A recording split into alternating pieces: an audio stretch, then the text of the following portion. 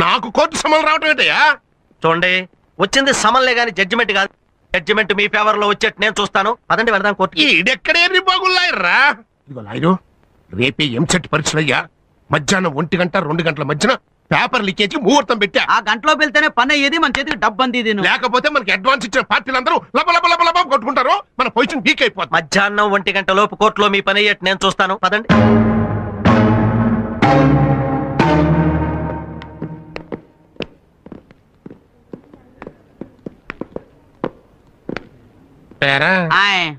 కుర్రలాయర్ కనపడలేదండి. మన దెబ్బకి భయపడి తోక ముడిచాడా? ఓ సార్ చూడండి.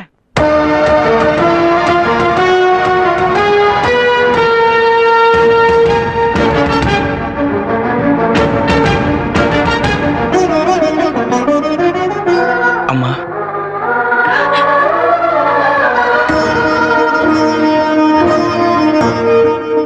నాన్న, నేను లాయర్ అవ్వాలన్న ఇన్నాళ్ళు మీ ఆశయాన్ని ఈరోజు నెరవేర్చాను. నేను వాదించే మొదటి కేసు నా తండ్రి దవ్వడం నా దురదృష్టమైన ఈ కేసు గెలిచేలా నన్ను ఆశీర్వదించండి.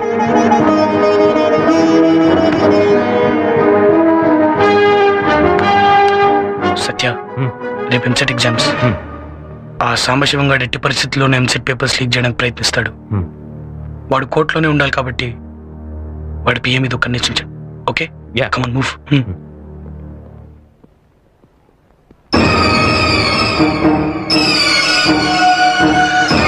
రోడ్డు మీద ఎవరో ఏవో మాటలు చెప్తే ఇంటికి వచ్చి అడగడం ఏమిటండి? ఈ విషయం తెలిస్తే నలుగురిలోనూ మా పరివేం కావాలి. మీ తరఫున వాదించేందుకు ఎవరన్నా ఉన్నారా? yes your honor.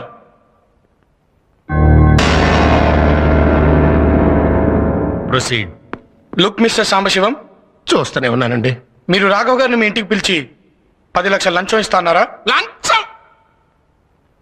అయ్యా, గుళ్ళో 10 పైసలు దక్షిణ వేస్తేనే దేవుడికి లంచం ఇస్తున్నాడు అని జనం ఎక్కడనుకుంటారో అని భయపడే నేను 10 లక్షలు మరైతే ఆయన్ని ఇంటికి ఎందుకు పిలిపించారు? ఇంటికి? అయ్యా, నాకు ఆయనకి నయా పైస పరిచయం కూడా లేదండి. అలాగా? మరైతే కలవటానికి జైలుకి ఎందుకు వెళ్ళారు? నేను జైలుకి వెళ్తే రిజిస్టర్లో నా సంతకం ఉంటది కదండి. పెట్టు.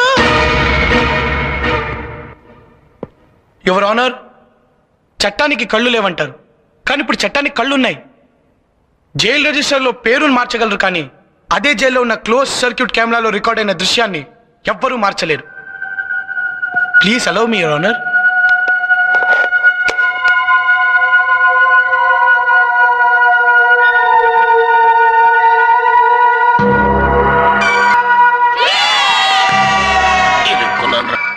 I object your honour. పెరిగిన టెక్నాలజీతో ఇలాంటి సాక్ష్యాలు ఎన్నైనా సృష్టించవచ్చు. అమెరికా అధ్యక్షుడు జైలుకు వచ్చి ఈ రాఘవ గారితో మాట్లాడినట్టు నేను సృష్టించగలను. యువర్ ఆనర్, ఈయన లాయరుగా కాక ఒక నేరస్తుడిగా, ఒక నేరస్తుడికి కొడుగ్గా క్రిమినల్ బుర్రతో ఆలోచించి ఇలాంటి వాళ్ళు సృష్టిస్తున్నాడు. క్రిమినల్ మెంటాలిటీ ఉన్న ఇలాంటి వాళ్లను చదువుకొనిస్తే కోర్టుని ఇలాగే మోసం చేస్తారు. ఇలాంటి వాళ్లను చదువుకోనివ్వటమే తప్పు. తప్పుడు పనులు చేసి జైలుకి వెళ్లి కోర్టుని ఇలా తప్పుదోవ పట్టించాలనుకుంటున్నా ఇలాంటి ఖైదీ లాయర్లకు కోర్టులో వాదించే అర్హత కూడా లేదు. అంతేకా, that's all your honour. Court is adjourned for lunch. ఇప్పుడు 1 గంట అయింది. మీరు వెళ్ళి వెంటనే పని చూసుకుని తొందరగా వచ్చేయండి. మళ్ళీ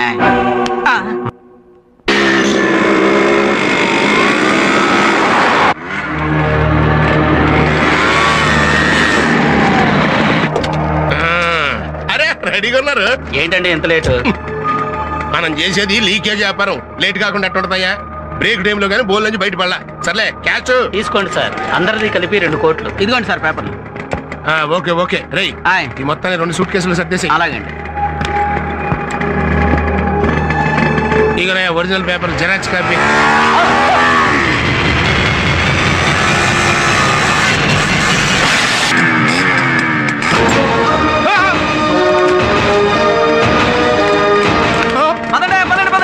ఇంకా సేపు ఆగనంటే మీతో పాటు నేను కూడా తనులు తింటాను. ఇంకా చూస్తారంటే పదండి పదండి. మీరు చూస్తారట్రా అనేసి.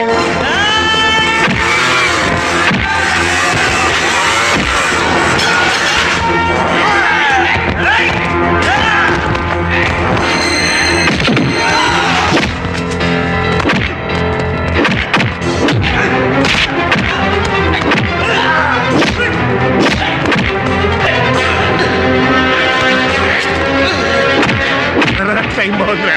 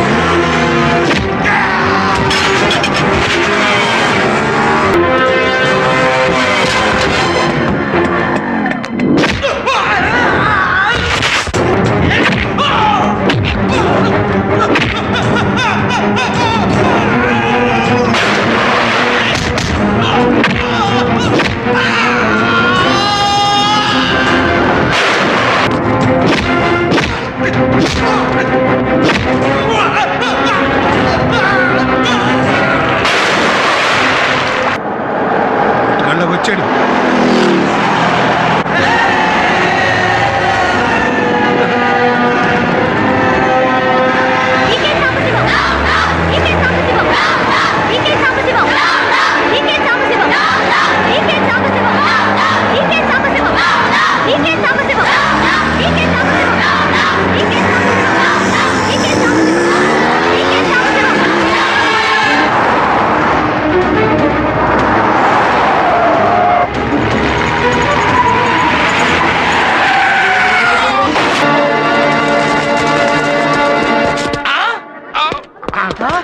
సార్ సంబయ్ గారు వాట్ హ్యాపెండ్ సార్?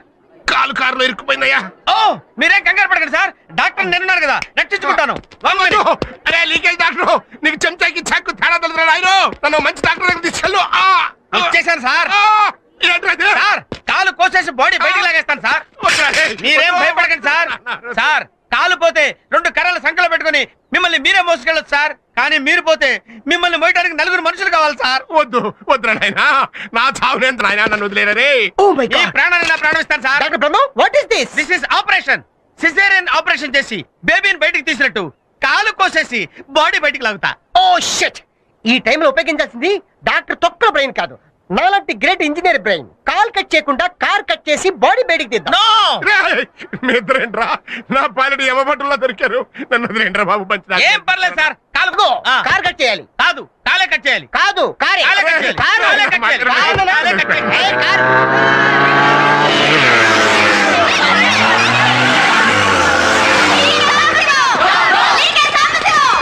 అమ్మో వాళ్ళు వచ్చేస్తున్నారు, మన కాలు చేయి తీసేస్తారు. పద పద. అదిచ్చా, నన్ను తొందరగా మంచి డాక్టర్ దగ్గర తీసుకెళ్ళవయ్యా. ఏ నీ వరకు వచ్చేసరికి మంచి డాక్టర్ కావాల్సి వచ్చాడా? నీ వరకు వచ్చేసరికి ప్రాణం విలువ తెలిసిందా? ఒక ఇంట్లో దొంగతనం జరిగితే ఆ ఇంట్లో వాళ్ళు మాత్రమే నష్టపోతారు. ఒక చోట కల్తీ జరిగితే కొందరు మాత్రమే నష్టపోతారు. ఒక బ్యాంక్ రాత్రి ఎత్తేస్తే ఆ ఖాతాదారులు మాత్రమే నష్టపోతారు. కానీ వీడు చేసే పేపర్ లీకేజ్ వల్ల అర్హత లేని వాళ్ళందరూ డాక్టర్లు, ఇంజనీర్లు అయితే మొత్తం సమాజం నష్టపోతుంది. ఈ పాపిస్టు డబ్బు కోసమేగా నువ్వు స్టూడెంట్స్ జీవితాలతో ఆడుకుంది.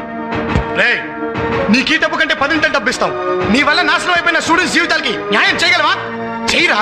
న్యాయం పేపర్ లీకేజీలతో స్టూడెంట్ కి మీరు చేస్తున్న ద్రోహం దేశం మొత్తం క్యాన్సర్ లా వ్యాపిస్తుందిరా.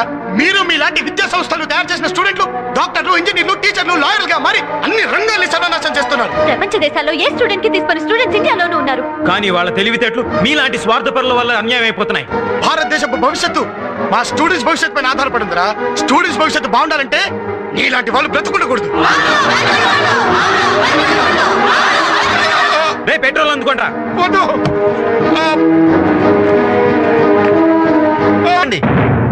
అతని వదిలేయండి.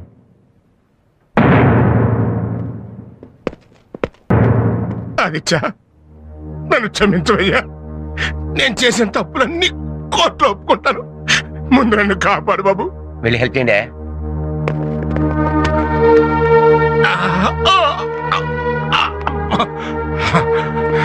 చిట్టి గారు లంచం తీసుకుని ఎంసెట్ పేపర్ లీక్ చేయమంటే చేయనన్నాడని వీళ్ళ నాన్నగారిని లంచం కేసులో ఇరికిచ్చింది నేనేనండి. ఆయన నిర్దోషి. అసలు నువ్వే కాదు, జడ్జి స్థానంలో ఉన్న నేను కూడా దోషిని. ఆదిత్య, నువ్వు శేఖర్ని హత్య చేయలేదని, నా కూతురు జీవితాన్ని నువ్వు కాపాడటంలో అతను చంపాడని నాకు తెలుసు. కానీ నిజం చెబితే జీవితం నాశనం అవుతుందని భయపడ్డాను. నేను చేసిన తప్పుకి నా కూతుర్ని విధవం చేసి ఆ దేవుడు నన్ను శిక్షించాడు. ఆ రోజున 4 గోడల మధ్య అబద్ధం చెప్పిన నేను ఈ రోజున నలుగురిలోనూ నిజం చెప్తున్నాను. నువ్వు నిర్దోషివి. ఇన్నాళ్ళు నిన్ను నీ కుటుంబానికి దూరం చేసినందుకు, నీకు శిక్ష పడేలా చేసినందుకు నన్ను క్షమించు. కోర్టులో నువ్వు మీ నాన్నగారు నిర్దోషులని చెప్పి తీర్పు చెప్తాను. నేను చేసిన తప్పుకి నైతిక బాధ్యత వహిస్తూ రాజీనామా చేస్తాను. జైల్లో ఖైదీ ఉండి కూడా పట్టుదలతో లాయర్ వై చరిత్ర సృష్టించావు. యువతకు ఆదర్శంగా నిలిచి స్టూడెంట్ నెంబర్ 1 అయ్యావు. నువ్వు జీవితంలో కూడా నంబర్ 1 కావాలి. All the best.